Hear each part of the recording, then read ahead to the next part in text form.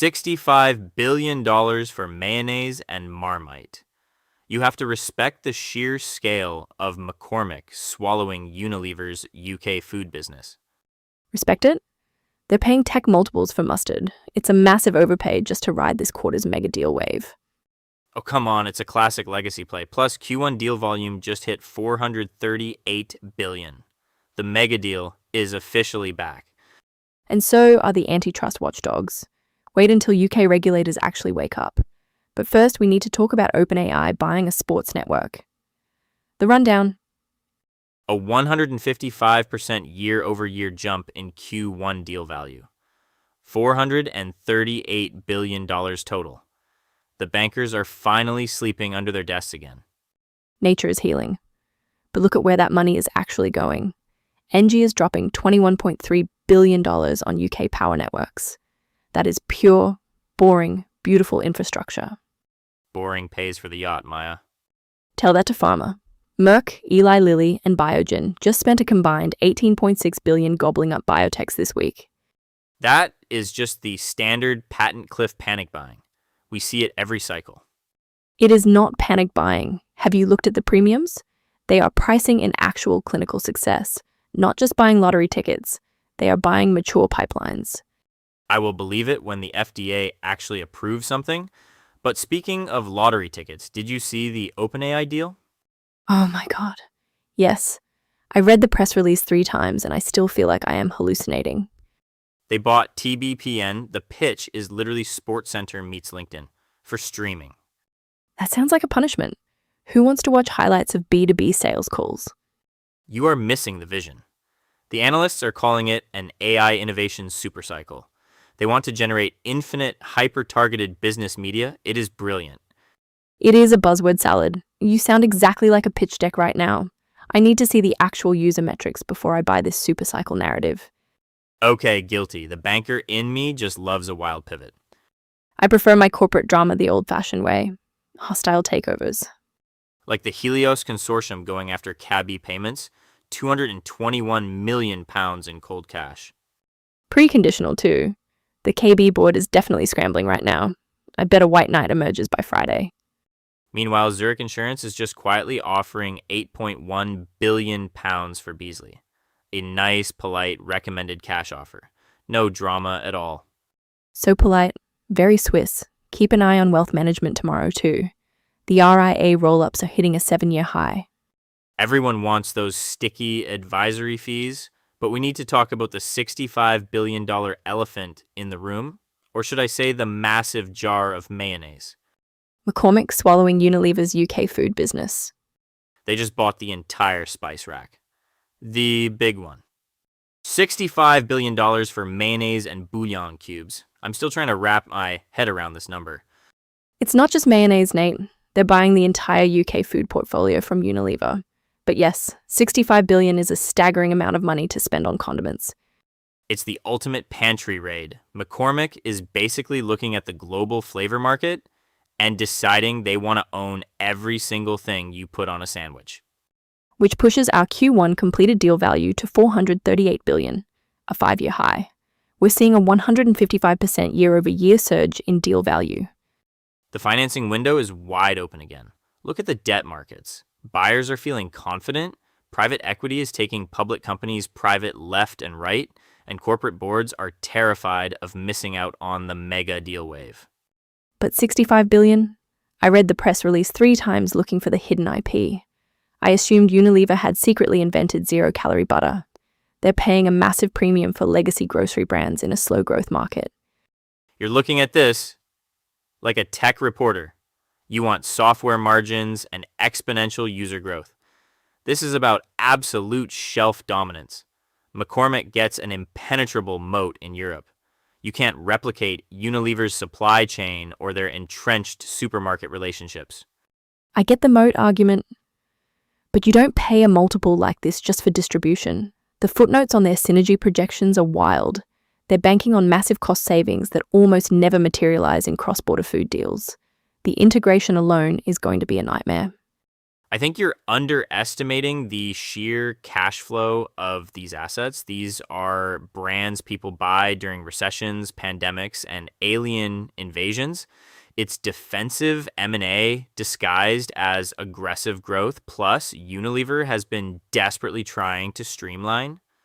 They wanted a clean exit, and McCormick wrote the biggest check. Defensive M&A that's going to get a very aggressive look from the Competition and Markets Authority. The UK antitrust watchdogs are going to scrutinise every inch of this transaction. You can't just buy up half the British grocery store and expect a rubber stamp from London. True, I can already see the parliamentary hearings. Angry politicians holding up jars of Marmite demanding answers from American executives. Wait, really? Does Unilever UK own Marmite? Oh, absolutely. McCormick just spent $65 billion, and now they have to manage the strategic reserve of British yeast extract. That alone should trigger an antitrust block. No single American company should possess that much concentrated salt. It's a heavy burden. But speaking of companies buying things they probably have no business owning, we need to talk about OpenAI. Yes, buying a streaming platform that's somehow billed as SportsCenter meets LinkedIn. I have so many questions about this TBPN deal. Voices. An innovation supercycle. That is what the sell-side analysts are actually calling this. I love a good buzzword. It sounds like an intense new Peloton class. It sounds like an excuse to ignore EBITDA. They are claiming this mad dash for AI capabilities is fundamentally reshaping deal strategies. Maya, it is true. The financing window is wide open again. Industry observers are pointing to a 155% year-over-year surge in Q1 deal value. The market is back. Wait, hold on. You are conflating two completely different trends. That 155% surge is almost entirely private equity aggressively taking public companies private. That is not an AI supercycle. That is just PE shops finally deploying dry powder because debt got slightly cheaper. Okay, sure, the take privates are juicing the baseline volume, but you cannot tell me the AI premium isn't reshaping the landscape. Look at OpenAI. You mean them buying TBPN? Yes, a pure media play. A streaming platform literally described as a blend of SportsCenter and LinkedIn. Which sounds like my absolute worst nightmare. Just tech bros doing post-game analysis of B2B SaaS sales. Hey, do not mock the vision. The synergies are actually fascinating if you think about AI agents generating real-time commentary. I will mock it until I see the user retention metrics. The tech multiples are detached from reality right now. The real story isn't the flashy AI stuff. It is the boring, cash flow positive stuff hitting tomorrow. You mean the wealth management roll-ups? Exactly. We are tracking toward the highest annual consolidation volume in 7 years. Just a massive string of RIA acquisitions today. Plus, tomorrow we get the initial regulatory filings on McCormick's $65 billion Unilever deal.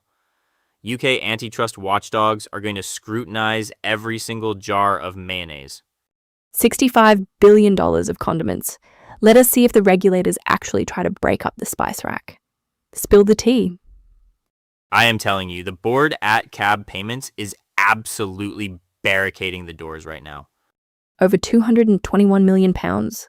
That is basically a rounding error in a week where we saw a $65 billion spice deal. Size does not matter when it is hostile, Maya. Helios Consortium dropped a preconditional cash offer right on their heads.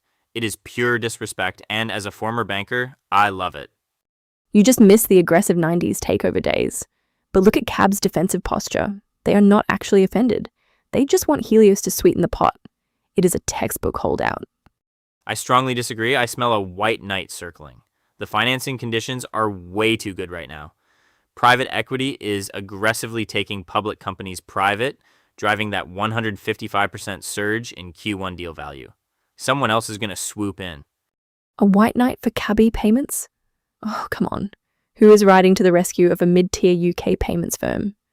This is not OpenAI buying a media company. Wait, we need to talk about that too. OpenAI buying TBPN? The streaming platform they are pitching as a blend of SportsCenter and LinkedIn. Which sounds like my actual nightmare. Just bros invests narrating B2B sales metrics over highlight reels. It is a bizarre pivot. But back to Cab. Helios is not going to bump their offer unless they absolutely have to. The board is completely bluffing. We will see who blinks first. I still say a PE firm crashes the party by Friday. I will take that bet. I just need to check the footnotes on Helios's financing first. Speaking of reading the fine print, you're going to want a magnifying glass for tomorrow's regulatory drops. Oh, right. The UK antitrust watchdogs are getting their first look at the McCormick and Unilever paperwork. Tomorrow's radar. I'm refreshing the UK antitrust portal tomorrow morning. Those McCormick and Unilever filings have to drop, and regulators are going to tear that $65 billion spice rack apart.